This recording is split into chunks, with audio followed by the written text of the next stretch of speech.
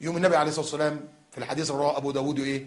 لما الشيطان يجي لك وتكون غضبان، إن كنت واقف اقعد، طب قاعد اقف، غير من وضعك، روح اتوضى. الشيطان مخلوق من نار، والنار تطفأ بالماء. يلا اتوضى، طفي نارك. طب بتنرفز، صلي ركعتين، الله اكبر، الحمد لله رب العالمين الرحمن الرحيم، فكر مالك يوم الدين اياك نعبد واياك نستعين اهدنا الصراط، الله اكبر، سمع الله اكبر. والله العظيم تلاقي نفسك الشيطان هيقعد بقى ايه، ما عرفتش اخليه يتنرفز ليه. اسأل عن المصائب كلها اساسها ايه؟ النرفزه والغضب. اللي قتل، اللي سب دين، اللي طلق مراته، اللي كسر مش عارف ازاز، اللي خد اللابتوب بتاعه ده مش عارف ايه، اصل ما كنتش حاسس بنفسي. شوف، ما كنتش حاسس بنفسي، طب وليه يا اخويا؟ وليه ما كنتش حاسس بنفسك؟ ومين اللي خلاك تعمل كده؟ الشيطان. الشيطان. انا بجيب لك امثله، ادي الاكل والشرب، ادي الغضب. ممكن تاني ايه؟ السرعه. يعني مش واخدين بالنا من الموضوع ده. السرعه، هي السرعه مش مطلوبه، يعني مش غلط في كل حاجه، لكن السرعه مثلا كما قال النبي صلى الله عليه وسلم: العجله من الشيطان والتأني من الرحمن. حديث رواه الترمذي، حديث حسن. العجله من الشيطان. بص بالله عليك، ايه يا ابني، يا ابني ايه ده؟ بجري. تجري ليه؟ يجري وبعدين تيجي عند الاشاره حمراء. اللي كان ماشي بالراحه جه جنبه، وقفوا الاثنين مع بعض. ايه الان يا اخرتها يعني؟ ما انت جيت جنبي ونور، انت طلعت تجري سبعتني، وبعدين الاشاره وقفتك، رحت انا جاي. بص على الطريق السريع، انت تبقى تقول يا رب ايه ده؟ ماشي على كام كيلو ده؟ وبعدين فين بعد كام كيلو انت عديته؟ ليه؟ ضربت منه فرده، بنشرت منه زي ما بنقول، وقف على البتاع، حله، رفع الكوريك، حل الصواميل، نزل العجله، حط العجله الثانيه. طب واللي كنت بتجريه ده ايه؟ مين اللي خلاك تجري؟ الشيطان. العجله من الشيطان. ولذلك بيقولوا ان اكبر كميه قطع غيار للعربيات استهلاك مصر. يعني مصر بتستهلك كميات كبيره جدا من قطع الغيار. ليه؟ لان الناس بتسيء السياقه، مش عارفين يسوقوا كويس. يعني الاشاره حمراء قدامك، بعدين امرب على الاشاره، فرامل. طب ليه يا ابني؟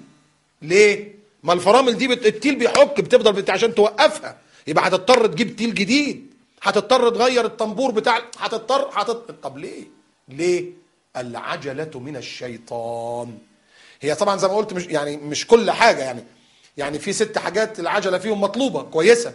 الصلاه لما يحين الوقت بتاعها، الدين لما يحين سداده، البنت لما يجي لها كفءها، مفيش حاجه اسمها ناخرها، لا. الضيف لما يجي، اول ما يجي الضيف على طول نقدم له تحيه الضيافه، من كان يؤمن بالله واليوم الاخر فليكرم ضيفه. 5 الجنازه جامعات الدفن يبقى ندفن، مفيش حاجه اسمها اصل هو هنحطه في نعش يعني مثلا احنا هنا في جوهانسبرج في جنوب افريقيا، للاسف بعض الاخوه لما بيموت حد من هنا يقول لك لا لازم نحطه في صندوق ونروحه بلادنا. ليه بيتكلف كام الف راند هنا عشان تروحوا بلادنا، وبيتحجز كام يوم، وبيعملوا في امعاءه ويدوا له مش عارف ايه. طب ما يتدفن هنا يا ابني. ليه الفلوس دي؟ وليه نبهدل الميت معانا؟ وليه ناخر دفنه؟ يبقى ناخد بالنا من الامور دي. فالعجله مش مطلوبه في كل شيء، يعني العجله مش وحشه في كل شيء، يعني في امور معينه ما تعتبرش من العجله. لكن العجله من الشيطان في الامور التي لا تستدعي. لكن لو العجله تستدعي في الامر ده، نعجل بالامر ده. ايه المشكله؟ نعجل بيه، مفيش اي مشكله خالص. المطلوب تعجيله كمان، لكن مش مطلوب تعجيله يبقى لا. ايه تاني من مظاهر الشيطان؟ خلي بالك، دخول المنزل. يعني ايه؟ النبي صلى الله عليه وسلم يقول إذا دخلتم بيوتا فسلموا على أهلها. إن النبي صلى الله عليه وسلم الآية طبعا بياخد الآية، يعني إذا دخلتم بيوتا فسلموا على أهلها، فأنت تقول السلام عليكم ورحمة الله وبركاته. إذا دخل الإنسان على بيته يقول السلام عليكم ورحمة الله وبركاته. طب لو كان داخل وما فيش حد في البيت يقول السلام علينا وعلى عباد الله الصالحين. ليه؟ عشان يطرد الشيطان. ليه؟ خلي بالك بقى، لأن الشيطان قاعد لك جوه الباب من جوه. ليه؟ أول ما تفتح باب بيتك، وشوف كلامي ده اللي أنا هقوله، أول ما تفتح باب بيتك ياخد عينك الشيطان على أسوأ شيء موجود في البيت. طب ليه؟ عشان تشتم. يعني أنت داخل من بيتك مثلا، مراتك مستنياك وأولادك مستنيينك بقى تخش، السلام عليكم ورحمة الله، وتقبل مراتك القبلة العادية وعيالك تقبلهم القبلة العادية وتضحك وتشوف جايب لهم إيه ومش عارف. لا، الشيطان عايز كده؟ أو الشيطان عايز يفرحك؟ لا، يوم ياخد عينك على إيه؟ على أسوأ شيء. مثلا كنبة متلخبطة، مؤاخذة فردة حذاء محطوطة كده لوحديها وأنت راجل منظم، طبق محطوط في حاجة كده تضايقك يعني، فأول ما تفتح الباب ياخد عينك على ده، تقوم أنت تعمل إزاي؟ إيه؟ انت ما قلتش السلام عليكم لسه ولا حاجه، انت يا انت هو جه. ايوه جه، ما كنا قاعدين مرتاحين. هو ليه؟ لان الشيطان خلاك تعمل كده. الله يا عم قول السلام عليكم بس وانت داخل الاول، حتى جوه يقول يعني ايه ده ولا داخل. اول ما يدخل كده يشتم ويبهدل كده. شوف منين؟ من الشيطان الملعون. سبحان الله. ما هو كده، وده اللي بيخلي بقى العداوه بين الزوج وزوجته بقى، لان هو داخل يشتم ويزعق، انت ما عملتيش كذا، ده انت لسه داخل، وهي تقول له ايه؟ يا كان ما كنا مرتاحين، كان زمانه بره ما يرتب حتى مكان جه ولا بتاع. ومن هنا بتيجي المصايب بقى. زي واحده بتقول له جوزها يا ريتني خدت الشيطان ولا خدتك. قال لها بس خلي بالك شرعا ما ينفعش الواحد يتجوز اخته.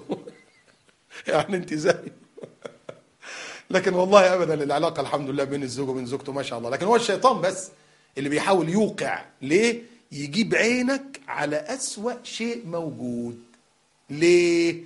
لانه لو استطاع ان يوقع بينك وبين بين زوجتك ويخليك تطلقها والعياذ بالله وكذا، زي ما قلت لك قبل كده، الشيطان يدنيه، لان الشيطان له اباليس بيسرحهم، وبعدين الاخر يحاسبهم بالليل انت عملت ايه؟ لا، اقول له ده انا خليت واحد طلق مراته. انت تعالى اقعد جنبي، لانه عمل له عرش على الماء بيضاهي بيه عرش الرحمن، فيقعدوا جنبه. لكن انت خليته سبدين، خليته شرب خمره، خليته مش يعني لكن انت ده هو ده. ايه تاني من بعض المظاهر؟ هنتوقف عند هذا القدر ونستكمل في الحلقه القادمه بعض مظاهر استشعار العداوه مع الشيطان، ونكمل موضوع الشيطان. أسأل الله تبارك وتعالى أن يجمعني معكم في الدنيا على الخير وفي الآخرة في رحمته، يوم لا ينفع مال ولا بنون إلا من أتى الله بقلب سليم. أقول قولي هذا وأستغفر الله لي ولكم فاستغفروه، والسلام عليكم ورحمة الله وبركاته.